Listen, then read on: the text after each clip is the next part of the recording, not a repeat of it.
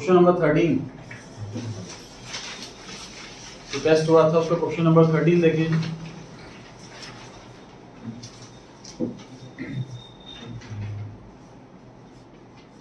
Rent due for the month of March. अब rent due को underline करके वहां पे रेंट आउटस्टैंडिंग लिख दीजिए। रेंट ड्यू का मतलब रेंट आउटस्टैंडिंग होता है।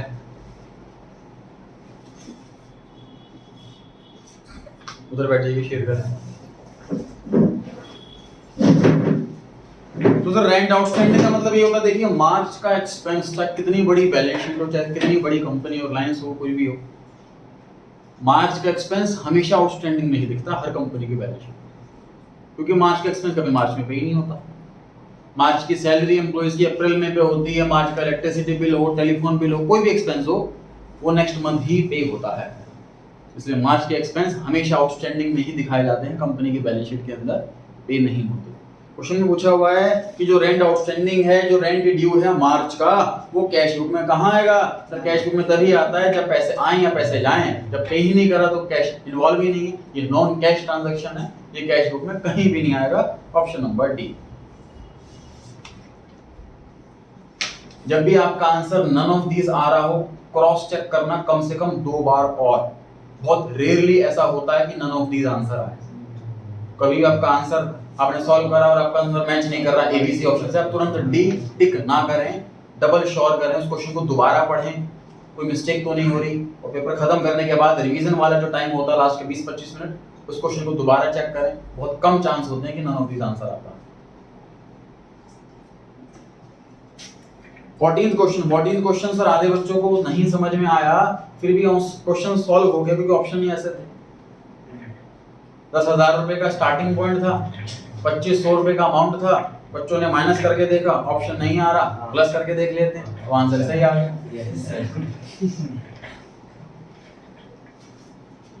मोस्टली जो मेजॉरिटी बच्चों का जो वीक टॉपिक लगा वो बीआरएस लगा, मेरे को तसल्ली से टाइम लगाएंगे इस पे बीआरएस पे। देखिए overdraft as per cash book starting point,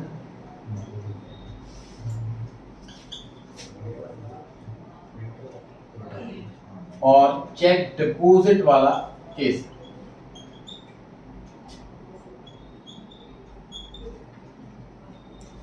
overdraft समझिएगा कि सर हमारी कंपनी पे लोन चल रहा है, कैश बुक का ओवरड्राफ्ट बैलेंस है, मतलब हमारा लोन चल रहा है इस टाइम 10,000 रुपए, और मैंने अगर 2500 रुपए का चेक अपने अकाउंट में जमा कर दिया, तो बताइए कि मेरा लोन बढ़ जाएगा कि कम हो जाएगा? कम हो जाएगा सर। अगर मैं पैसे बैंक में जमा करूंगा तो मेरा लोन कम होता जाएगा। इस ट्रांजैक्शन की वजह से मेरे कैश बुक का बैलेंस कम हो गया होगा, माइनस हो गया होगा। हाँ जी, और स्टार्टिंग पॉइंट अगर कैश बुक है और हमें पासबुक पे पहुंचना है, स्टार्टिंग पॉइंट अगर कैश बुक है और हमें पासबुक पूछे तो क्या करना होता है जी? कैश बुक का अपोजिट और इसका सिमिलर, जो पासबुक में हुआ है वही हमें आंसर में करना है, और जो कैश बुक में हो चुका है उसका उल्टा करना है। बहुत बच्चे क्या कर रहे हैं, सर आपने ये बताया था कि हाँ ये कैश बुक से माइनस हो गया होगा तो माइनस ही कर देंगे। नहीं, ये वाला पॉइंट भी ध्यान रखो, स्टेप चल रहे हैं इसके अंदर। हम ये नहीं कि हमने देखा कि लोन चल रहा है, चेक जमा करा है तो माइनस हो गया होगा, माइनस आंसर कर दो, ऐसे नहीं करना। इसके अंदर हमने पहले ये चीज देखनी कि कहां पर क्या हो चुका है ऑलरेडी, फिर देखना है उसको ठीक कैसे किया जाए। पहले समझना है कि लोन चल रहा है और चेक जमा कर दिया तो कैश बुक में माइनस हो गया होगा, लोन कम हो गया होगा। फिर अगला स्टेप कि कैश बुक में जो हुआ है उसका क्या करना है, हमें अपोजिट करना है, इसलिए इसको प्लस करना है। ये दोनों स्टेप माइंड में फिट रखना है। सेकंड स्टेप बहुत बच्चे भूले हैं, फर्स्ट स्टेप के आंसर पे बेस के आंसर कर दिया और गलत हो गया, इसलिए प्लस होना चाहिए।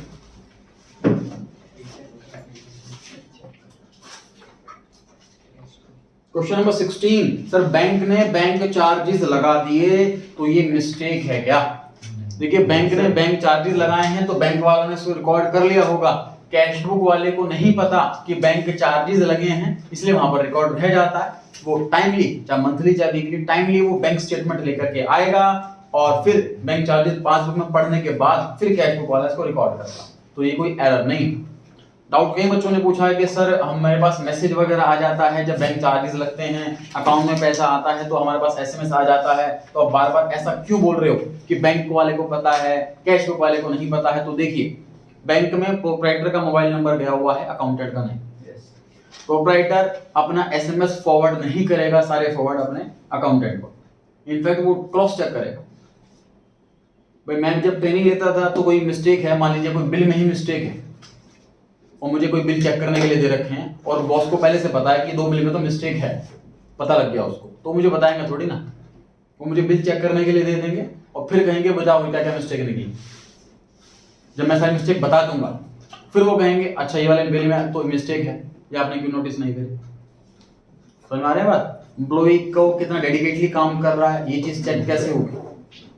भाई ये अकाउंटेंट की रिस्पॉन्सिबिलिटी है, कैश बुक वाले की रिस्पॉन्सिबिलिटी है कि वो टाइमली पासबुक से पासबुक की स्टेटमेंट लेकर के आए और रिकॉर्डिंग करे, कैश बुक को अपडेट करे। जो बैंक की ट्रांजेक्शन होती हैं जैसे bank charges, interest allowed by bank, direct deposit by customer, dividend collected, insurance paid by bank, जो बैंक ट्रांजेक्शन होती हैं जो सबसे पहले बैंक में रिकॉर्ड होती हैं वो कैश बुक में रिकॉर्ड टाइमली करता रहे अकाउंटेंट, ये कैश बुक वाले की जिम्मेदारी।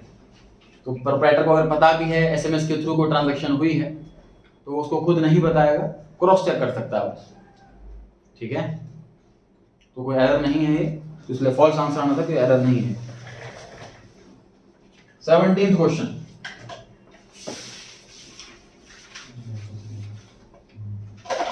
उसमें आप देख सकते हैं ग्रीन कलर से मैंने स्पेशली लिखी हुई थी ये बात कि अगर क्वेश्चन में डेप्रिसिएशन का रेट दे रखा हो तो आपको स्क्रैप वैल्यू इग्नोर करनी है क्योंकि रेट के अंदर स्क्रैप वैल्यू ऑलरेडी एडजस्टेड होती है। और इसी पे बेस कट लिस्ट 3 क्वेश्चन कराए थे क्लास में, फिर भी इस क्वेश्चन में अच्छे स्टूडेंट ने गलती करी। 30 के इसके मार्क्स आए 30 के रेंज में, उन्होंने भी गलती करी इस क्वेश्चन के अंदर।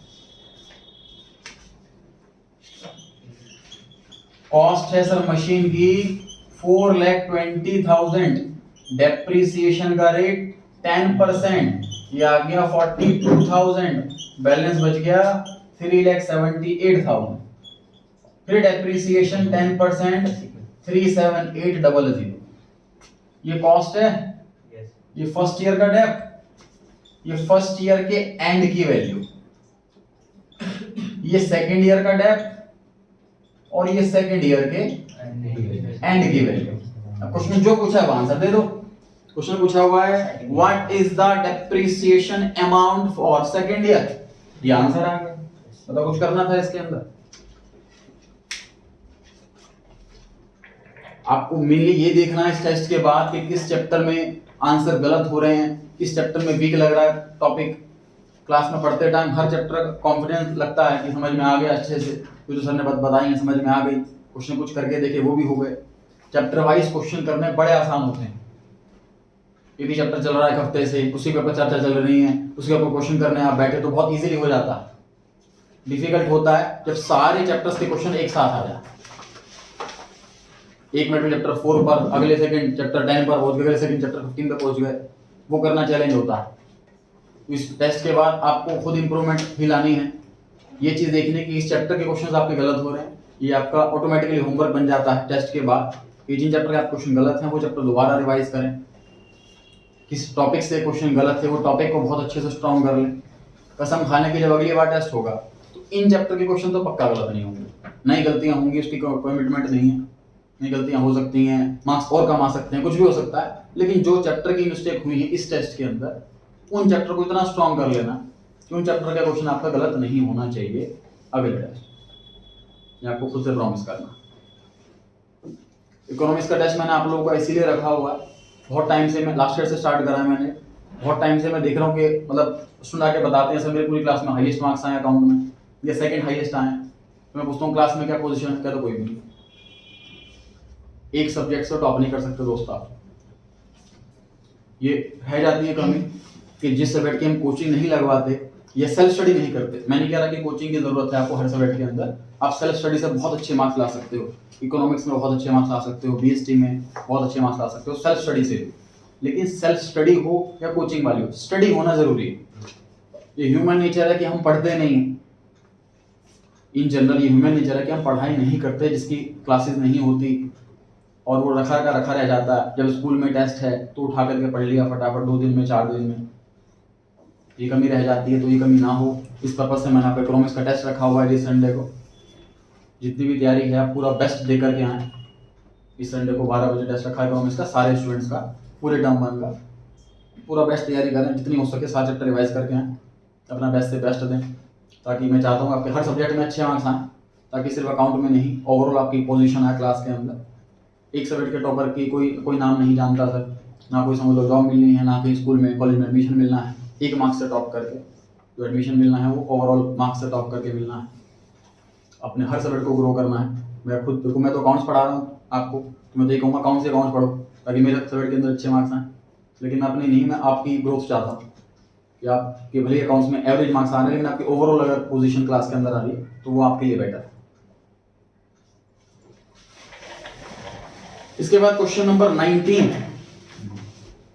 देखिए दो टर्म पढ़ी थी हमने, मार्केट वैल्यू और नेट रियलाइजेबल वैल्यू। इन दो चीजों में फर्क पता है, कौन बता सकता? इन दो टर्म्स में क्या फर्क है? जी जो भी इसमें आपको लग रहा है, हाँ जी बता। दोनों सेम है, एक आंसर ये है। और सर मार्केट वैल्यू जो क्या नाम है, जो चीज का प्राइस है, नेट रियलाइजेबल वैल्यू जो हमें मिलेगी सेल करने के बाद। फर्क नहीं समझ आया सर? जैसे देखो सर, बीच में अगर हम एजेंट को हमारा दिखा रहा है कोई सामान, तो उसका जो हम डिडक्शन कर देंगे उसकी कमीशन का, और जो हमें मिलेगा जो रियलाइज हो रही है वैल्यू, वो net realisable value. Perfect answer है, बिल्कुल परफेक्ट आंसर है। इन दो वर्ड में फर्क है सर, मार्केट वैल्यू जिस प्राइस पे हम अपनी आइटम सेल कर रहे हैं, और net realisable value selling expense deduct करने के बाद की वैल्यू। सेलिंग एक्सपेंस जरूरी नहीं है हर केस के अंदर हो, अगर नहीं है सेलिंग एक्सपेंस तो उस केस में दोनों बराबर है। डिस्कस करते हैं एग्जांपल से। सर कोई मेरे पास मशीन खरीदी 10 लाख रुपए की कुछ साल पहले, अब वो सेकंड हैंड हो गई है, कभी खराब होती है, कभी चल जाती है, ठीक ठाक काम कर रही है, और हम न्यू मशीन लाना चाह रहे हैं। हमने उस मशीन को बेच दिया 4 लाख रुपए, लेकिन जिससे बिकवाया है उसने 10% का कमीशन रख लिया, 40,000 रुपए। तो हमारे पॉकेट में आए 3,60,000। 4 lakh is the market value and 3,60,000 it net realizable value. Net मतलब आफ्टर डिडक्टिंग सेलिंग एक्सपेंसेस। जरूरी नहीं है एजेंट का कमीशन ही हो, ये कोई भी एक्सपेंस हो सकता है। जैसे कि जब हम मशीन खरीद करके लाते हैं तो इंजीनियर को इंस्टॉल करने के पैसे देते हैं, अब इंजीनियर को अनइंस्टॉल करने के भी पैसे देते हैं। जब मशीन हम इंस्टॉल करवाते हैं तो लेबर को पैसे देते हैं, जब मशीन अनइंस्टॉल करवाते हैं तो भी लेबर को पैसे देते हैं। लास्ट ईयर मैंने ऊपर वाले फ्लोर डलवाए थे, तो वहां पर पहले एक स्टोर रूम था, स्टोर रूम को तोड़वा करके मैंने फ्लोर बनवाया, तो 20,000 रुपये लगे थे फ्लोर हटाने तोड़वाने।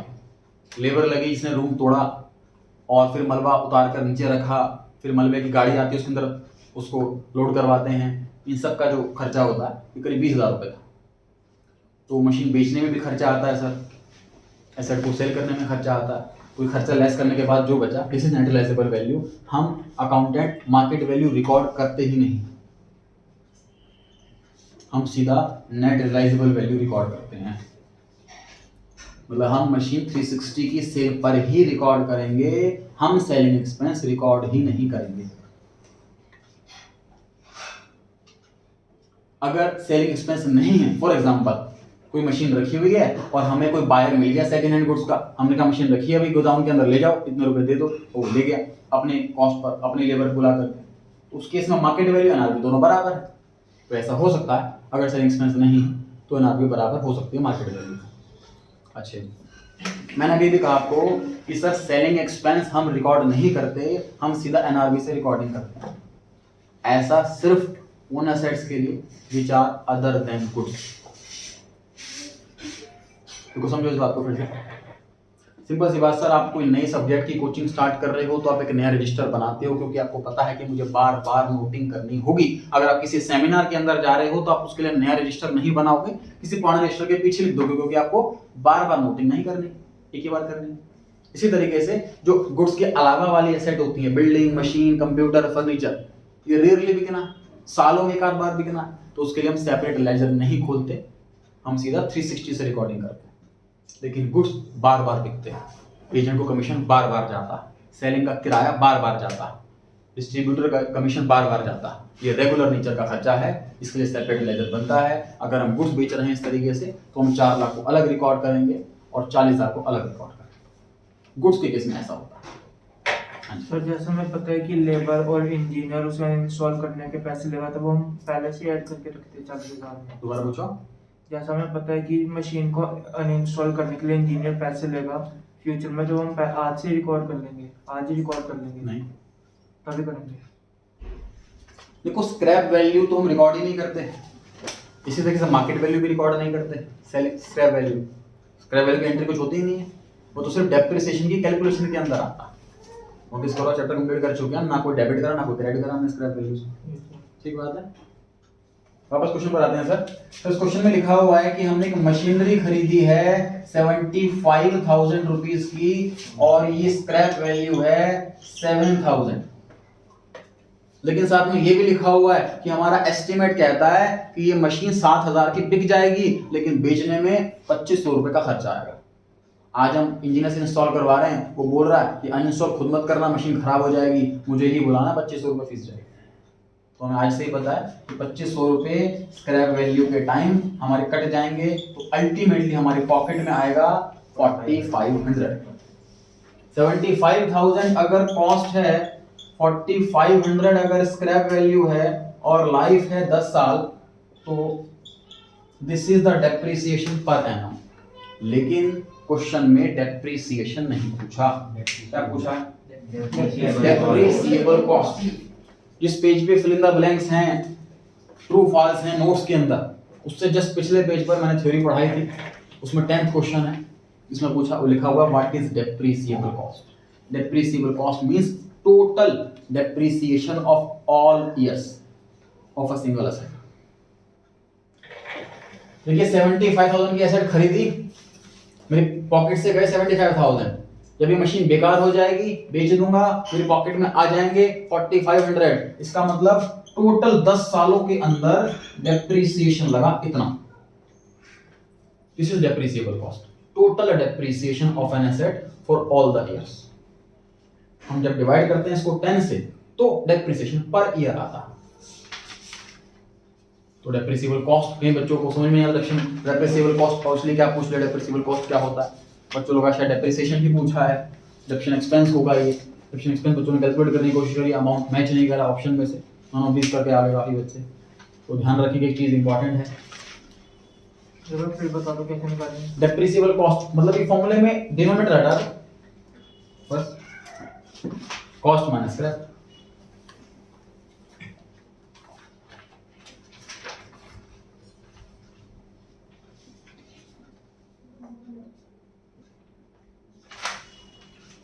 क्वेश्चन 28 में पूछा हुआ था सर कि गुड्स जो परचेज करे हैं इसकी वैल्यू पता लगानी है। गुड्स जो परचेज करे हैं इसकी वैल्यू पता लगानी है। तो सर क्वेश्चन की करीब 5वीं लाइन के अंदर लिखा हुआ है कि हमने गुड्स खरीदे हैं 4 लाख रुपए के, और करीब नीचे से 5वीं लाइन में लिखा हुआ है कि गुड्स हमने खरीदे हैं 3 लाख रुपए के, टोटल 7 लाख की परचेज आ गई। तो ऑप्शन नंबर डी आंसर आना था, 4 लाख प्लस 3 लाख 7 लाख।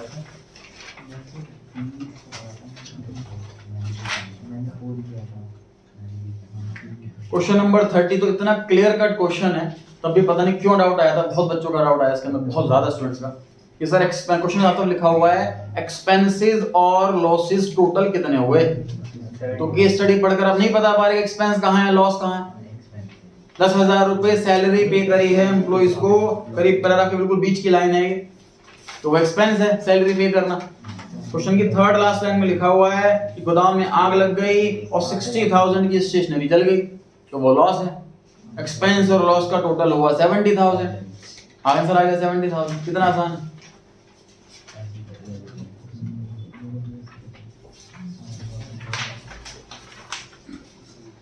इस टेस्ट में बहुत मैंने ये भी देखा कि जो स्टूडेंट मतलब 35 to 40 के रेंज के बच्चे हैं उनके भी 20 के आसपास मार्क्स आए। तो ऐसा पता है बहुत स्टूडेंट साथ होता है, आप में से काफी बच्चे होंगे जिसमें मैं पढ़ाई बहुत अच्छे से करता हूँ, हर चीज की मेरे को नॉलेज है, समझता हूँ अच्छे से, लेकिन मार्क्स नहीं आते। तो टेस्ट का पर्पस यही होता है कि आप अपनी मिस्टेक्स जान लो, आप जिस चैप्टर में वीक हो, और जो एक घबराहट होती है पेपर की, एक ही टाइम पे सारा जो जल्दबाजी होती है, जल्दबाजी में गलतियां होना, और सारे चैप्टर्स एक साथ इकट्ठे आ जाकर टेस्ट करना, प्रिपरेशन एकदम से ना हो पाना, ये जो जितनी भी मिस्टेक्स वगैरह होती हैं एग्जाम में, वो मिस्टेक्स पहले से ही हो जाएं आपकी, और आप खुद को ट्रेन कर पाओ, अपने माइंड को ट्रेन कर पाओ। लेकिन फ़ायदा आप तभी उठा पाओगे जब आप इम्प्रूवमेंट कर पाओगे। इस टेस्ट के बाद अगर आपने घर जाके टेस्ट रख दिया कि जब अगला टेस्ट आएगा तब पढ़ाई करेंगे, उसकी तैयारी करेंगे, तो आप में कोई इम्प्रूवमेंट नहीं हो पाएगी। घर जाकर के आपने अपनी मिस्टेक्स देख ली कि इन चैप्टर्स में मेरे क्वेश्चन गलत हुए हैं, उस चैप्टर में क्यों गलतियाँ हुई, और वो चैप्टर दोबारा अच्छे से करूँगा, फर्स्ट क्लास तरीके से करूँगा, तो इम्प्रूवमेंट होगी। मेरा पहला टेस्ट था मैथ का 12th क्लास में, तो मेरे 54% आई थी 100 में से। 54 मार्क्स आए थे मेरे 100 में से। तो मेरा पहला मैथ का टेस्ट हुआ था 12th क्लास में। फिर मतलब मेरी हैबिट क्या थी, मार्क्स दिखता ही नहीं था मैं देखता था सिर्फ जहाँ पर काटा या गोला लगा हुआ। जिस क्वेश्चन में मैंने किया और क्वेश्चन आंसर गलत हो गया तो उसको बड़े ध्यान से उसको माइंड में फिट कर लेना, छाप लेना उसको माइंड में, और कसम खा लेनी कि अगले टेस्ट में भले ही मेरे 10 नंबर आए 100 में से, लेकिन ये जो क्वेश्चन गलत हुए हैं उन चैप्टर के क्वेश्चन गलत नहीं होने दूंगा। जिन चैप्टर के क्वेश्चन मेरे इस टेस्ट में गलत हुए हैं उन चैप्टर का एक भी क्वेश्चन किसी टेस्ट में गलत नहीं होने दूंगा, ये कसम खा ली। उस चैप्टर को इतना ट्रेन कर लेना। अगले टेस्ट में फिर मार्क्स दिया 57, 9 कुछ आए थे, फिर मिस्टेक हुई, अलग नई मिस्टेक हुई, न्यू मिस्टेक। ऐसे फिर उन मिस्टेक्स, उन चैप्टर को फर्स्ट क्लास तरीके से स्ट्रॉन्ग कर लिया। ऐसे करते करते लास्ट टेस्ट में 99.5 आए, बोर्ड में 97 आए। तो आप बेनिफिट तभी उठा पाओगे इन टेस्ट का पर्पस सिर्फ यही है भाई, नॉलेज मैंने दे दी, पढ़ा सब कुछ दिया, कोई टॉपिक नहीं बचा हुआ, लेकिन बस टेस्ट का पर्पस ये है कि जो मिस्टेक आपके एग्जाम में हो सकती थी वो पहले ही हो जाए। जो बच्चे डिजर्व करते हैं 35 से 40 मार्क्स के बीच, 40 में से वो 20-25 पे अटक ना जाए। तो आप खुद से प्रॉमिस करें कि जिन चैप्टर के मेरे से क्वेश्चन गलत हुए हैं उन चैप्टर के क्वेश्चन किसी भी हालत में अब गलत नहीं होंगे, किसी भी टेस्ट में, चाहे कुछ ही हो जाए। वो चैप्टर आपको पक्के कर, जो सबसे वीकेस्ट चैप्टर हैं उनको अपना स्ट्रॉन्गेस्ट बना लेना। बिजनेस में ये सिखाते हैं सर, MBA में ये सिखाते हैं अपनी वीकनेस को स्ट्रेंथ कैसे बनाई जाए, अपनी वीकनेसेस को अपनी स्ट्रेंथ कैसे बनाई जाए। यही आर्ट है, यही आगे ग्रो करने का तरीका है।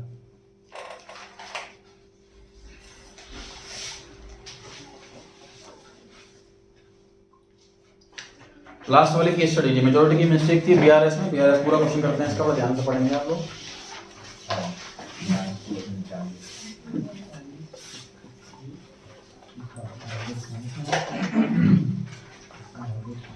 On 31st March 2021, Mr. Sharma's cash book showed a bank balance of 1,86,000। ध्यान रहे BRS ऐसा चैप्टर है जिसमें मेजॉरिटी स्टूडेंट्स की गलतियां थी, तो माइंड में फिट कर लेनी है सर। अगर आपका भी कोई क्वेश्चन गलत हुआ था BRS का, उसको टिप्स पे कर लेंगे अच्छे से।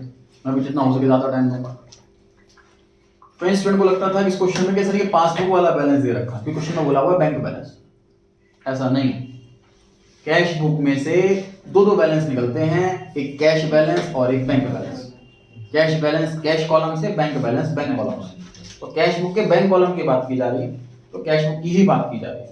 ये बैलेंस कैश बुक का दे रखा है और जो आंसर आएगा वो बैलेंस आएगा पासबुक का। तो स्टार्टिंग पॉइंट कैश बुक है। स्टार्टिंग पॉइंट कैश बुक पढ़ते ही हमारे माइंड में क्या क्लिक करना चाहिए सर, कि हमें कैश बुक का अपोजिट करना है और पासबुक का सिमिलर करना है, तो हम पासबुक तक पहुंच पाएंगे। सिंपल सी बात सर, मैं कैश बुक वाला हूं, मुझे पासबुक जैसा बनना है, तो जैसा जैसा पासबुक करेगा वैसा वैसा मैं करूंगा। पासबुक वाला प्लस करेगा मैं भी प्लस करूंगा, पासबुक वाला माइनस करेगा मैं भी माइनस करूंगा। खुद का अपोजिट, मैंने गलती से प्लस कर लिया है, माइनस कर लिया है प्लस। उसके बाद दूसरा स्टेप ये होता है कि ट्रांजैक्शन पढ़ करके आप ये पता लगा पाएं कि ये ओरिजिनली कहां रिकॉर्ड हुआ था और प्लस हुआ था कि माइनस हुआ। तभी आपको देखना है कि सिमिलर करना है कि अपोजिट करना। दो स्टेप होते हैं। पहला, it deferred with the balance shown in the passbook. Obviously इसलिए BRS बना रहे हैं क्योंकि कैश बुक और पासबुक का बैलेंस मैच नहीं कर रहा। अपनी नेगेटिव चीज बताता हूं कि मैं 2007 में इंटर्नशिप स्टार्ट की थी मैंने। तो जिस CA फर्म में इंटर्नशिप स्टार्ट करी, काम बिल्कुल फर्स्ट क्लास चला, बढ़िया नॉलेज मिलती रही और जो बॉस थे वो भी खुश थे। तो एक कंपनी थी, उसमें अकाउंटेंट की रिक्वायरमेंट थी, तो मुझे वहाँ पर भेजा गया। 4 मंथ की ट्रेनिंग हुई थी बस मेरी। तो उस कंपनी के अंदर मैंने 1 महीना काम किया, उसके बाद मेरे को निकाल दिया गया। खुद नहीं गया, निकाल दिया गया सिर्फ BRS की गलती से। जो बॉस थे वहाँ के वो मेरे पास आए कि मुझे चेक काटना है कि अकाउंट में बैलेंस कितना बताओ। तो मैंने कैश बुक में देखा 3,79,000 समथिंग बैलेंस था। मैंने कहा सर इतना बैलेंस है। और उन्होंने 3,70,000 का चेक काट दिया अपने क्रेडिटर को, और वो चेक बाउंस हो गया। उन्हें गुस्सा आया, उन्होंने मेरे बॉस से बात करी कि आपने किस अनाड़ी को भेज दिया हमारे पास, इसे कुछ काम ही नहीं आता, और उन्होंने वो निकाल दिया। उसके बाद एनालाइज करा, देखो जी अगेन गलतियां सभी से होनी, मुझसे भी हुई, मुझसे मैं इसमें खैर अपनी गलती मानता हूँ, 51 अपने बॉस की गलती मानता हूँ, क्योंकि मुझे बताया नहीं गया था कि BRS भी बनानी है, कब बनानी है, कैसे बनानी है। तो जब वहाँ गया अपने बॉस से बोला सर मुझसे गलती क्या हुई, मैंने तो कुछ कैश बुक से देखकर ही बताया। तो उन्होंने कहा कि आपको वीकली BRS बनानी थी, बैंक के ट्रांजैक्शंस रिकॉर्ड करनी थी, और उसके बेस पर अपने बॉस को बैलेंस बताना था। पासबुक लेकर आना आपकी ड्यूटी नहीं है। आप जहाँ जॉब करने गए थे वहीं अपने सीनियर को बोलते कि सर मेरे को आप पासबुक लेकर के आओ, उसकी स्टेटमेंट लेकर के आओ, बैंक स्टेटमेंट, और उससे आपको कैश बुक का बैलेंस टैली करना चाहिए था रेगुलर बेस पर। वो आपने नहीं करा, ये आपकी मिस्टेक है। एक लर्निंग हुई वहाँ से, एक लर्निंग सीखी कि इस तरीके से मिस्टेक भी हो सकती है, और छोटी सी गलती की कितनी बड़ी मतलब पनिशमेंट भी हो सकती है। मतलब उस टाइम ये फील हुआ कि मैं शायद नहीं हूँ CA बनने लायक, मुझे पहले स्टार्टिंग में ही निकाल दिया गया, लेकिन आज CA हूँ। तो मिस्टेक को हमने देखनी है। मिस्टेक अगर आपके 20 नंबर आए हैं, 40 में से 15 नंबर आए हैं, तो भी कोई फ़र्क नहीं पड़ता आपको, बस आपने जो मिस्टेक है वो रिपीट नहीं करनी है, बस ये चीज़ ध्यान रखनी है। बहुत बार ऐसा होगा आप जॉब कर रहे हैं और कोई मिस्टेक हो जाती है, जॉब से निकाल दिया गया है आपको, ऐसा डेफिनेटली हो सकता है। तो ऐसा मतलब आपको बस लर्निंग ही अपनी जो है रेडी रखनी है, वो रिपीट ना हो गलती। चलिए अब क्लोजर स्क्रूटिनी, स्क्रूटिनी मतलब detailed checking. Scrutiny revealed that checks issued to creditor but not yet presented to the bank for payment amounting to 36,000। Sir cheque issue करे क्रेडिटर को, पहले इस चीज को समझें अच्छे से कि सर कोई ट्रांजैक्शन कैश बुक के थ्रू जाती है पहले या बैंक के थ्रू जाती है पहले। जो ट्रांजैक्शन पहले कैश बुक, जैसे कि cheque deposit, sir customer company के अंदर चेक आएगा, कैश बुक वाला इसको लिखेगा कि चेक मिल गया मुझे राम से शाम से, तब वो चेक बैंक में जमा करके आएगा। तो ये ट्रांजैक्शन पहले कैश बुक में रिकॉर्ड हुई होगी। जो ट्रांजैक्शन बैंक वाली होती है, बैंक ने चार्जेस लगाए, बैंक ने इंटरेस्ट दिया, बैंक में किसी ने पैसा डायरेक्टली जमा कर दिया, बैंक में डिविडेंड कलेक्ट हो गया, बैंक ने इंश्योरेंस प्रीमियम भर दिया, तो ये जो ट्रांजैक्शन बैंक से इनिशिएट होती हैं वो पहले बैंक में रिकॉर्ड हुई होगी। तो चेक इशू का मतलब क्या हुआ होगा, सोच के देखो, इमेजिनेशन शुरू करो, क्वेश्चन को क्वेश्चन की तरह मत देखो। प्रैक्टिकल लाइफ में सिचुएशन हो रही है, आपकी इमेजिनेशन होनी चाहिए, ऑफिस आपको दिखना चाहिए अपनी इमेजिनेशन में। कोई पर्सन आ रहा है, क्रेडिटर पैसे मांगने के लिए आया, मेरे बॉस ने उसको चेक काट करके दे दिया और हम अकाउंटेंट को बता दिया, फिर हम अकाउंटेंट ने उसको रिकॉर्ड कर लिया कि हमने सैलरी दे दी राम को या क्रेडिटर को पैसे दे दिए शाम को, हमने कैश बुक में से उसको ऑलरेडी माइनस कर लिया। ये ओरिजिनली कहाँ रिकॉर्ड हुआ होगा, कैश बुक में। कैश बुक में क्या हो चुका है, माइनस, और अब हमें क्या करना है, प्लस। अब हमें प्लस। तो दो स्टेप हैं। पहला स्टेप है स्टार्टिंग पॉइंट कैश बुक है तो अपने माइंड में फिट कर लेनी है, कैश बुक का उल्टा करना है, पासबुक का सिमिलर करना है। दूसरा स्टेप डिटेक्शन को पढ़ करके पता लगाना है कि वो ओरिजिनली कहाँ रिकॉर्ड हुआ है, कैश बुक में कि पासबुक में, प्लस के माइनस, फिर करना है आपको उसका अपोजिट या सिमिलर, डिपेंडिंग अपॉन कि क्वेश्चन कहाँ हो। तो अभी क्या करना है मुझे, प्लस के minus, minus plus plus. Check issued है, ऑलरेडी कैश बुक से माइनस हो गया होगा, अब मुझे अपोजिट करना है तो प्लस करेंगे।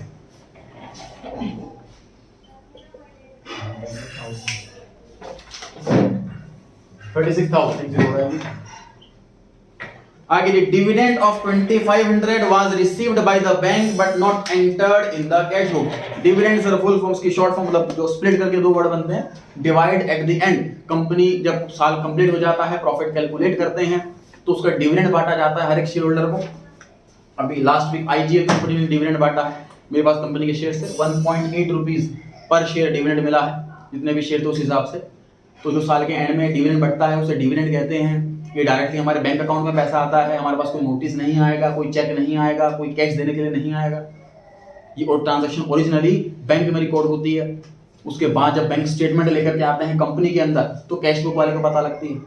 तो ये ओरिजिनली कहाँ रिकॉर्ड हुआ होगा, पासबुक में, और प्लस हुआ होगा कि माइनस हुआ होगा, कंपनी से डिविडेंड मिल रहा है, इनकम हो रही है तो डेफिनेटली बैंक में प्लस हुआ होगा। सर बैंक में प्लस हुआ है तो अब मुझे क्या करना है, अब मुझे भी प्लस कर दें। ये अमाउंट है सर 2500, अगला अमाउंट है 625, 7700, 100, 160, 170। नेक्स्ट है sir 7 interest of 625 was allowed by bank. Allowed लिखा हुआ है इंटरेस्ट, तो बैंक ने इंटरेस्ट दिया है कि लिया है, बैंक इंटरेस्ट दिया है। बैंक अगर इंटरेस्ट लेगा तो चार्ज वर्ड लिखेगा या डेबिट एंड क्रेडिट वर्ड लिखेगा। तो बैंक ने अलाउ करा है, मतलब बैंक ने ट्रस्ट दिया। किसको पहले पता लगा होगा, कैश बुक वाले को कि पासबुक वाले को, कि बैंक ने इनिशिएट करी है ये ट्रांजैक्शन। बैंक बैलेंस बढ़ गया है कि कम हो गया है, बढ़ गया है। अगर बैंक में प्लस हो गया तो मैं क्या करूं, क्लास में सारे आंसर आ जाते हैं, टेस्ट में गायब हो जाते हैं। Check of 7700 was deposited into bank for collection but not collected by the bank up to this date. Again timing error sir, customer से चेक मिल गया, कैश बुक में लिख दिया और चेक बैंक में जमा कर दिया, लेकिन बैंक में अभी तक चेक पास नहीं हुआ है। तो ओरिजिनली कहाँ रिकॉर्ड हुआ है ये, कैश बुक में। चेक बैंक में जमा करा है तो बढ़ाया होगा कि घटाया होगा, बढ़ाया होगा। कैश बुक में प्लस हो गया तो अब क्या करें,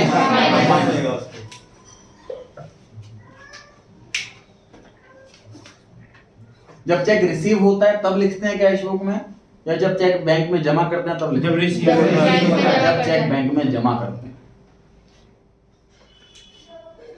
याद कीजिए चैप्टर पढ़ा हमने कैश बुक। अगर हमें चेक मिला और बैंक में जमा नहीं करा तो उसे चेक इन हैंड के नाम से रिकॉर्ड किया जाता है, बैंक कॉलम में नहीं रिकॉर्ड किया जाता है। बैंक कॉलम में उसी दिन रिकॉर्ड करते हैं जब वो चेक बैंक में जमा करते हैं। बैंक चार्जेस 100 रुपए सर, ओरिजिनली कहां से इनिशिएट हुई है ट्रांजैक्शन, बैंक से हुई है, पासबुक से हुई है, तो रिकॉर्ड पहले वही हुआ होगा। माइनस हो गया है कि प्लस हो गया है, माइनस हो गया, तो अब क्या करना है, माइनस करना। हम कैश बुक वाले हैं, हमें पासबुक के बराबर पहुंचना है, तो जो जो बैंक में हुआ है वही हम कर रहे हैं, तब से बराबर पहुंच जाए। जो हमारे हो चुका, इसमें से ये प्लस माइनस हो चुका होगा इसलिए प्लस कर दिया, इसमें से ये प्लस हो चुका होगा इसलिए माइनस कर दिया। जो अपने अब कैश बुक के अंदर हो चुका है उसको रिमूव कर रहे हैं, उसका इफेक्ट नलिफाई कर रहे हैं। प्लस हो चुका है तो माइनस, माइनस हो चुका है। A check of 160 rupees deposited into bank was dishonored but no intimation was received. Sir cheque bounce की इंफॉर्मेशन आने में बहुत समय लगता। चेक जमा करा, बाउंस हो गया, अब वो उस बाउंस वाले चेक को एक साथ इकट्ठा करेंगे, लेटर टाइप करेंगे, उसमें रीजन के साथ कुरियर करेंगे, उसमें अच्छा खासा टाइम लग जाएगा। और डेफिनेटली कंपनी के जो सारे कुरियर हैं वो एक ही जगह आते होंगे, उसको फिर बांटते होंगे, कोई बॉस का है, उसके बाद कोई मार्केटिंग डिपार्टमेंट वाले का है, कोई प्रोडक्शन डिपार्टमेंट वाले का है, कोई फाइनेंस डिपार्टमेंट वाले का है, वो अलग अलग बाइफरकेट होगा, तो उसको अच्छा खासा टाइम लग जाता है कैश बुक वाले के पास पहुंचने में। तो चेक हमने कस्टमर से ले लिया, आराम से चेक ले लिया और जमा कर दिया बैंक में, तुरंत कैश बुक के अंदर लिख दिया, अपना बैंक बैलेंस बढ़ा दिया। लेकिन चेक बैंक में गया, बाउंस हो गया, रीजन कुछ भी हो, बैलेंस नहीं है, ओवर राइटिंग है, साइन मैच नहीं कर रहे, कुछ भी रीजन है, चेक बाउंस हो गया और वापस हमारे पास आ गया है, लेकिन अभी तक हम कैश बुक वाले को नहीं पता इस बारे में। No intimation received about this dishonour. Originally कहां रिकॉर्ड हुआ है, कैश बुक में रिकॉर्ड हुआ है। पास में तो रिकॉर्ड क्यों होगा जब बाउंस हो गया? जब चेक बाउंस हो गया तो पास में रिकॉर्ड क्या होगा बताना, जो कह रहे हैं रिकॉर्ड हो चुका, प्लस हुआ माइनस कुछ भी नहीं हुआ। अगर मैं चेक बैंक में डाल रहा हूं और वो चेक बाउंस हो गया तो बैंक में तो कुछ भी नहीं होगा, बैंक में पेनल्टी ना प्लस ना माइनस। पेनल्टी का अमाउंट दे रखा होता तो वो रिकॉर्ड करते हैं, है ना, नहीं दे रखा कुछ भी, तो इसलिए हम पेनल्टी वाले पॉइंट को इग्नोर कर रहे हैं अभी। तो बैंक में हमने चेक जमा करा, चेक बाउंस हो गया, तो बैंक में तो कुछ भी नहीं हुआ, ना प्लस ना माइनस, ना तो रिकॉर्ड ही नहीं हुआ कुछ बैंक में। तो और जिस दिन हमने चेक बैंक में जमा किया था उस दिन कैश बुक में बढ़ा लिया था, ठीक है ना, तो कैश बुक में बढ़ चुका है, क्या करना है। मुझे बताइए 7700 वाला जो था वो भी चेक डिपॉजिट था, जो 160 वाला है ये भी चेक डिपॉजिट है, तो फर्क क्या है दोनों में?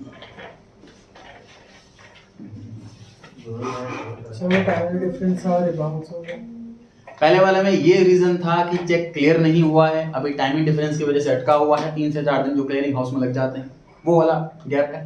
दूसरे वाले में चेक बाउंस होने वाला रीजन अलग अलग है, लेकिन बेसिक चीज वही है कि चेक डिपॉजिट हुआ है, कैश बुक में प्लस हुआ है, अब माइनस कर लेना चाहिए। तो दोनों का answer same. House tax, paid house tax. House tax क्या होता है? हम एमसीडी में जो हम हाउस टैक्स भरते हैं, चाहे हमारी प्रॉपर्टी कॉमर्शियल है चाहे रेजिडेंशियल है, हर एक पर्सन को अपनी प्रॉपर्टी को रजिस्टर्ड करा करके उस पर रेगुलरली हाउस टैक्स भरना चाहिए।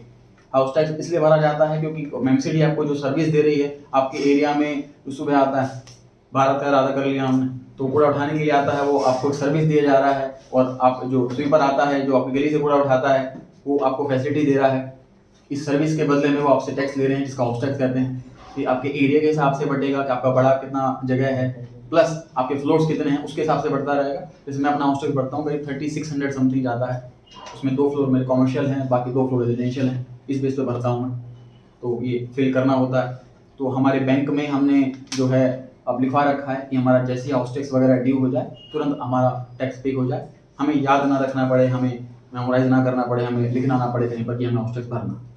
तो ये हम एडवांस में इंस्ट्रक्शन दे सकते हैं। ऐसी इंस्ट्रक्शन को स्टैंडिंग इंस्ट्रक्शंस कहते हैं। इलेक्ट्रिसिटी बिल या कोई भी इंस्ट्रक्शन हम बैंक में दे सकते हैं सारी पेमेंट की।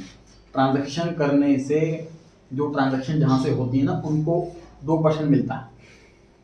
जहाँ से हम ट्रांजैक्शन करते हैं, जिसके थ्रू ट्रांजैक्शन करते हैं, उस जो मीडिएटर होता है, जो पेमेंट करने वाला होता है, उसको कमीशन मिलता है 1.5 से 2%। इसलिए बैंक वाले ये सर्विस फ्री देते हैं हमको कि आप अपने स्टैंडिंग इंस्ट्रक्शन डलवा दो अपने बैंक के अंदर, आपका ऑटोमेटिकली पे हो जाए, टेंशन फ्री रहो। 1.5% कमीशन उनको मिल जाएगा। इसलिए जो क्रेडिट कार्ड वाले कुछ ऑफर करते हैं 1.5 से 2% कमीशन, आपको कैशबैक मिल जाएगा, वो इसलिए देते हैं क्योंकि जो उनको रिवॉर्ड मिल रहा होता है हमको, वो आपको रिटर्न कर देते हैं एज अ कैशबैक, ताकि आप उनका कार्ड बनवाएं। तो बैंक ने सर 175 रुपीज पे कर दिया है हाउस टैक्स। तो ये ओरिजिनली इनिशिएट कहाँ से हुई है सर? पासबुक से हुई। प्लस हुई कि माइनस हुई? पेमेंट करिए तो माइनस करिए। बैंक में माइनस हो गया तो क्या करें? माइनस। आंसर आ जाएगा। क्वेश्चन 36 में क्या पूछा हुआ है sir? Cheque issued to creditor but not yet presented, 36,000 वाला चेक। अब देखो इस क्वेश्चन में कहीं अच्छे स्टूडेंट ने गलती कैसे करी कि सर चेक इशू हो गया तो कैश बुक से माइनस हो गया होगा, तो माइनस आंसर आएगा। उसको ये वाला स्टेप तो ध्यान रहा कि ट्रांजैक्शन ओरिजिनली कहाँ रिकॉर्ड हुई होगी, कैश बुक में या पासबुक में, उसने इस बेस पर आंसर दे दिया। ये वाला स्टेप भूल गया। फिर बीआरएस में करना क्या है? कैश बुक का अपोजिट और पासबुक का सिंबल, ये वाला स्टेप भूल गया। चेक इशू करते ही कैश बुक से माइनस हो गया होगा, ये बात सही है। लेकिन अब बीआरएस में क्या करना है हमें बीआरएस में प्लस करना है, उसके इफेक्ट को हटाना। तो इसलिए ऐड वाला आंसर आएगा, सी ऑप्शन आएगा, डिडक्ट वाला नहीं, ए ऑप्शन नहीं। इस चीज पे ध्यान देना था। 37 question sir, check deposited but not clear, 700 वाला चेक। अगेन स्टूडेंट ने ये आंसर दे दिया कि सर चेक डिपॉजिट करा तो कैश बुक का बैलेंस बढ़ गया होगा, इसलिए प्लस वाला आंसर आएगा। तो एक दूसरा स्टेप ध्यान नहीं रहा कि सर कैश बुक का अपोजिट करना है हमें, और जो प्लस हो चुका है उसको माइनस करना है, इसलिए इसमें माइनस वाला आंसर है।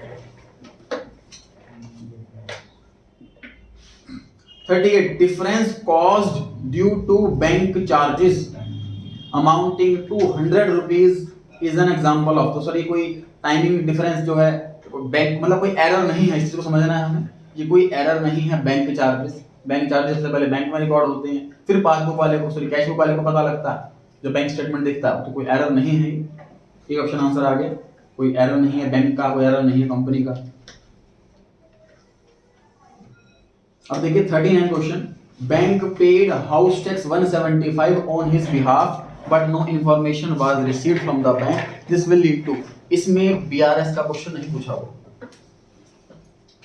इसमें ये नहीं पूछा कि इसको प्लस करें कि माइनस करें कि क्या करें। इसमें पूछा हुआ है कि इस ट्रांजैक्शन के बाद कैश बुक का बैलेंस ज्यादा आ रहा होगा कि पासबुक का बैलेंस ज्यादा आ रहा होगा? आप लोग बताइए। पासबुक का कम आ रहा होगा, बैंक के charges, sorry house tax bank वालों ने पे कर दिया। फॉर एग्जांपल इस ट्रांजैक्शन के अलावा बाकी कोई ट्रांजैक्शन नहीं है, यहाँ भी 10,000 रुपए बैलेंस है, यहाँ भी 10,000 बैलेंस है। अब बैंक वालों ने हाउस टैक्स पे कर दिया, मान लेते हैं 1,000 रुपए का हाउस टैक्स बैंक वालों ने पे कर दिया, लेकिन कैश बुक में तो रिकॉर्ड ही नहीं हुआ है। इस ट्रांजैक्शन के बाद पासबुक का बैलेंस कम होगा, कैश बुक का बैलेंस ज्यादा होगा। इस ट्रांजैक्शन के बाद ये होगा। क्वेश्चन फिर से पढ़िए, क्वेश्चन में मांगा क्या है? Bank paid house tax of 175 on his behalf but no information was received from the bank, this will lead to. इससे क्या होगा ये बताना है। अगेन बिहार से क्वेश्चन नहीं पूछा हुआ, बस ये पूछा हुआ ट्रांजैक्शन के बाद क्या इंपैक्ट पड़ेगा, किसका बैलेंस ज्यादा होगा। तो जिस क्वेश्चन में लिखा हो कि कैश बुक वाला बैलेंस ज्यादा होगा वो आंसर है। पहले में लिखा हुआ है कैश बुक लेस होगा, गलत हो गया। बी में लिखा हुआ है पासबुक ग्रेटर हो गया, ये भी गलत हो गया। तीसरे में लिखा है पासबुक का लेस होगा, सही है, सी ऑप्शन आंसर है। हाँ सर फिर जब बैंक स्टेटमेंट लेने जाएंगे उसके बाद तो कैश बुक में भी रिकॉर्ड कौन से हो जाएगा है ना, लेकिन इमीडिएट वो पूछा हाँ है। दूसरा इन्फॉर्मेशन मिली नहीं है बैंक से अभी हमें, तो इसलिए कैश बुक में रिकॉर्ड नहीं हुआ। 40 क्वेश्चन नंबर में बैलेंस पूछा था पासबुक का, तो बैलेंस सॉल्व करके आएगा वो आंसर होगा बैलेंस। हाँ जी सर जैसे एंट्री करेगी चेक रिसीव फ्रॉम राम, लेकिन बताया नहीं कि डिपॉजिट करा नहीं करा, तो क्या एज्यूम करें? हाँ जी क्वेश्चन आया, ऐसा डाउट है कैश बुक चैप्टर के अंदर से, कृष्णा बात नहीं करेंगे पीछे, डाउट है कैश बुक चैप्टर के अंदर से। तो क्वेश्चन में मान लीजिए ये लिखा हुआ है कि चेक रिसीव हो गया और बैंक में डिपॉजिट हो गया, तो आप क्लियरली सर उसको बैंक में रिकॉर्ड कर लोगे। क्वेश्चन में लिखा हुआ है कि चेक रिसीव हुआ और डिपॉजिट नहीं हुआ, तो आप इजीली चेक इन हैंड के नाम से इसको रिकॉर्ड कर लोगे। लेकिन क्वेश्चन में लिखा हुआ है check received from Ram full stop, ये बताया नहीं है कि चेक डिपॉजिट हुआ या नहीं हुआ, तो हम क्या प्रिज्यूम करेंगे? सर डिपॉजिट हो गया। सर नहीं हुआ। अगर नहीं हुआ। Cheque in hand. दोनों ही आंसर गलत है, कोई प्रिजम्पशन की आवश्यकता नहीं है सर। ऐसे केस में आपको बताया गया था क्या करना है, आपको रुक जाना है उस क्वेश्चन के बाद और आपको बचा हुआ क्वेश्चन पूरा पढ़ना। क्वेश्चन के अंदर मान लीजिए 10 अप्रैल को लिखा हुआ है कि चेक रिसीव हुआ राम से फुल स्टॉप, तो आपको उसको लिखना नहीं है, आपको 10 अप्रैल के बाद जितनी भी ट्रांजैक्शन दे रखी है क्वेश्चन के अंदर उन सबको पढ़ना है लास्ट तक क्वेश्चन को। कहीं ना कहीं शायद लिखा होगा कि राम का चेक इस दिन जमा हुआ है, मान लीजिए 22 अप्रैल को लिखा कि Ram check deposited today on this day, तो समझ जाना कि 10 तारीख को जमा नहीं हुआ, तो 22 तारीख को जमा हुआ है, तो 10 तारीख को चेक इन हैंड और 22 तारीख को बैंक में।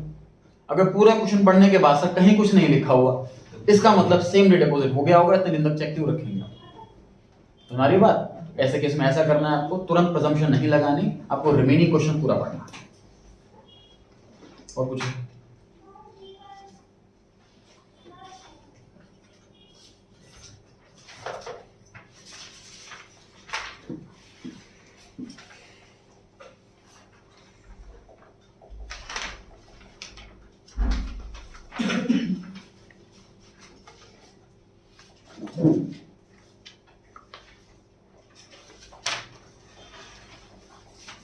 सर जैसे हमारी पासबुक हो गई, तो जो पहले की जितनी भी एंट्रीज थी दोबारा नई पासबुक में एंट्री हो जाएगी?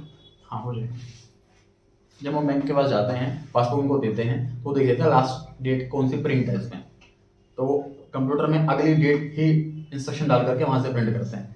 और हमारे पास हो गई है अगर पासबुक, तो हम पहले बैंक में जाकर के न्यू पासबुक इशू करने के लिए रिक्वेस्ट डालेंगे, हमें न्यू पासबुक इशू होगी क्योंकि पूरी ब्लैंक होगी, उसमें हमें अपना फोटो पेस्ट करनी है, अपने साइन करने हैं, वो वैलिड हो जाएगी। उसके बाद जब वो पासबुक वाला आपसे पासबुक लेगा तो देखेगा लास्ट ट्रांजेक्शन को रिकॉर्ड है नहीं इसके अंदर, तो वो आपसे पूछेगा कि आपको कब से एंट्री चाहिए इसके अंदर। जब से आप बताएंगे तब से वो एंट्री करना चालू कर देगा।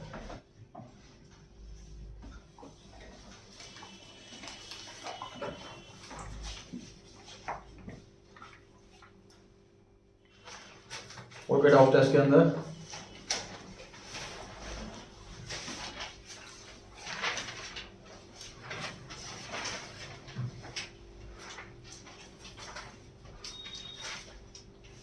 वापस नोट्स पर आते हैं जी।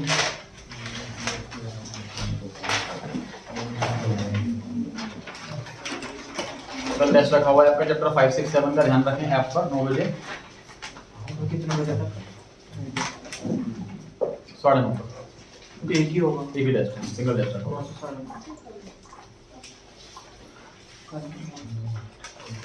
लास्ट कौन से पेज पे तक थे हम? 50 हाँ जी 50 50। Yes sir. सर स्टार्ट करना है हमें 50 पेज नंबर या सेशन स्टार्ट कर रहे हैं जी। पहला, bank reconciliation statement is prepared to reconcile the bank balance as per the cash book and passbook. उसे लिखा है जी, ब्याज इसीलिए बनाई जाती है।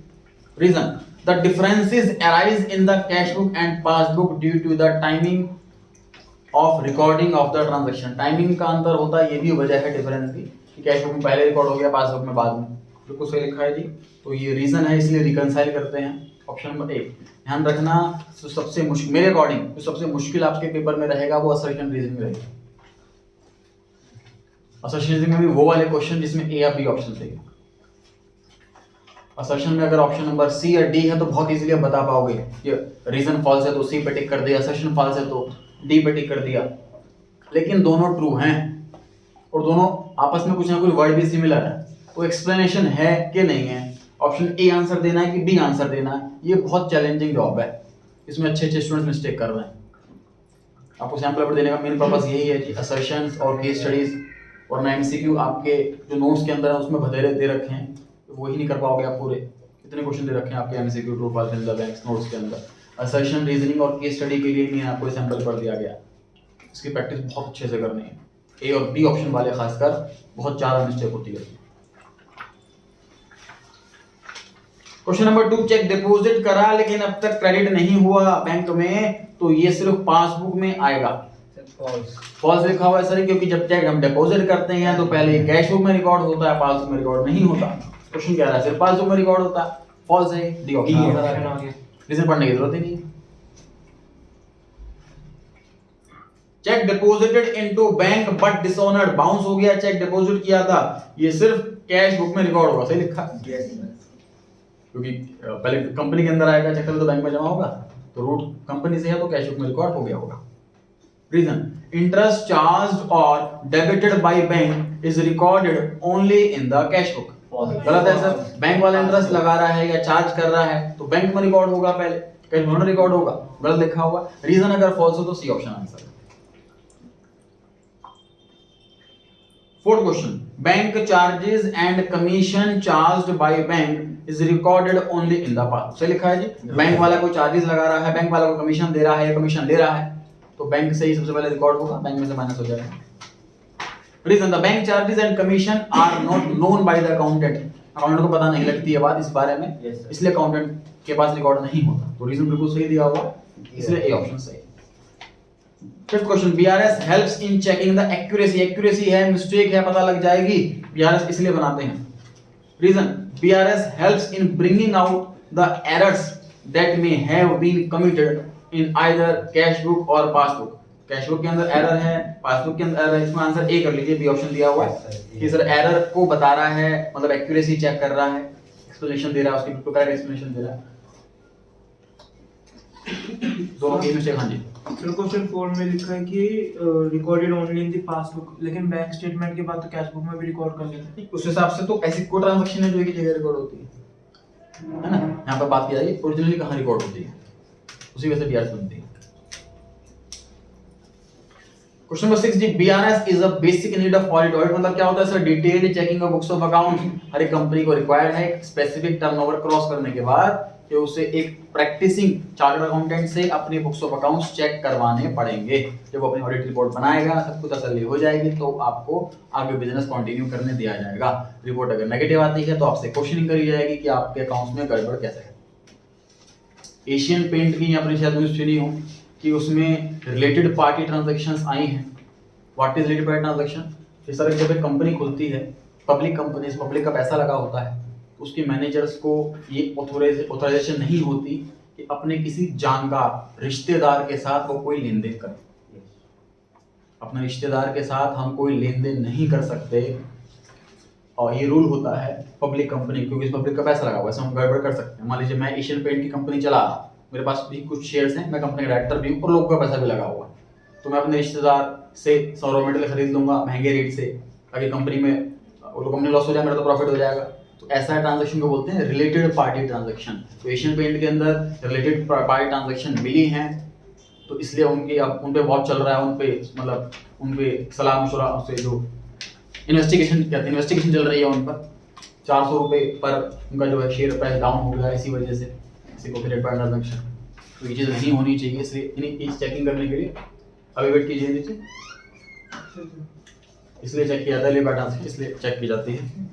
तो इसमें लिखा हुआ है ऑडिट की बेसिक नीड है ये। दूसरा रीजन में audit is done to check the errors in accounting in help in rectification. सही लिखा है जी, एरर ना हो, गलतियों की जरूरत है, तो इसलिए रेक्टिफिकेशन से लिखा हुआ है कि ये नहीं कि हमें रिपोर्ट ही करना है।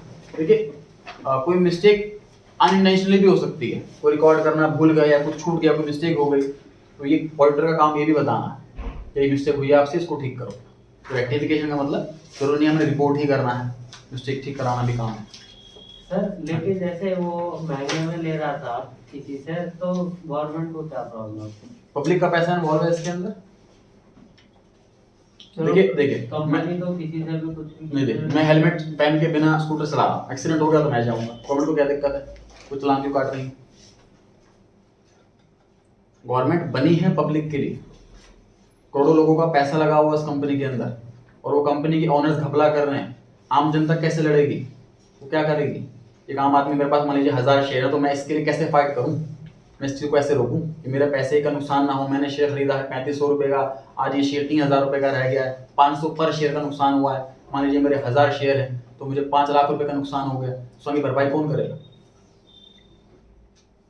तो इसी काम के लिए सेबी बनी हुई है, जो गवर्नमेंट की एजेंसी है, उसका काम है चेक करते रहना कि कोई कंपनी गड़बड़ तो नहीं कर रही, आम जनता का नुकसान तो नहीं हो रहा, जो रिटेल इन्वेस्टर है, जो छोटे इन्वेस्टर है, उनका नुकसान तो नहीं हो रहा। ये रोल उनका है। कंपनी पे वो ब्लेम करेंगे कि आपने ऐसा क्यों करा। यस बैंक पर यही हुआ था। यस बैंक का जो बहुत राणा, मिस्टर जो राणा है, उनके सीईओ हैं, उन पे जो रेड पड़ी थी उनके घर पर 2800 करोड़ रुपए की प्रॉपर्टी मिली थी, बेनामी प्रॉपर्टी उनके नाम पर थी और बाकी कैश वगैरह था। तो उन्होंने काफ़ी घपला कर रखा था कंपनी के अंदर, बैंक के अंदर, अपने नाम पर पर्सनल चीज़ों पर एसेट्स ट्रांसफर कर रखी थी। 250 रुपये से शेयर 13 रुपये का रह गया, इसने पैसे लगा रखे थे, वो बर्बाद हो गया। इस चीज़ को रोकने के लिए ही सेबी बनी हुई है। रिलेटेड पार्टी ट्रांजैक्शंस या ऐसी कुछ चीज़ें नहीं होनी चाहिए, इसी के लिए ऑडिट कराया जाता है रेगुलर बेस पर। 7 पर आगे जी, interest allowed by bank not recorded in the cash book is added to the debit balance as per cash book. सही लिखा, गलत लिखा? Yes, sir. इंटरेस्ट अगर बैंक ने दिया है और बैंक में प्लस हो गया होगा, इसलिए हम भी प्लस कर लेंगे। Reason, interest allowed by bank not recorded in the cash book is not recorded in the cash book. सही लिखा है जी, कैश बुक में नहीं लिखा हुआ, इसलिए इसको ऐड करते हैं, जिसके लिए ऑप्शन नंबर ए आंसर आएगा। कैश बुक में ऐड नहीं हुआ इसलिए तो उसको ऐड करते हैं, ये आंसर कर लीजिए इसके अंदर। 8 क्वेश्चन, डिस्काउंटेड बीआर डिसऑनर्ड, इसका बहुत थोड़ा सा डिस्कस हुआ था ये कि डिस्काउंटेड बीआर का डिसऑनर हो जाए तो बैंक वाले हमारे अकाउंट से पैसा काट लेते हैं। Are subtracted from the debit balance as per cash book, बैंक से माइनस हो गया होगा, कैश बुक में माइनस कर लेंगे। सही लिखा है। Reason, as the bills being dishonoured may not be known by the accountant to record in the cash book, accountant को पता नहीं होती है बात, इसलिए वो माइनस कर लेता है। 9, BRS has to be made always, जरूरी है हमेशा बनाए, जरूरी नहीं है सर, ये हमारा ऑप्शन होता है, क्रॉस चेकिंग के लिए बनाई जाती है।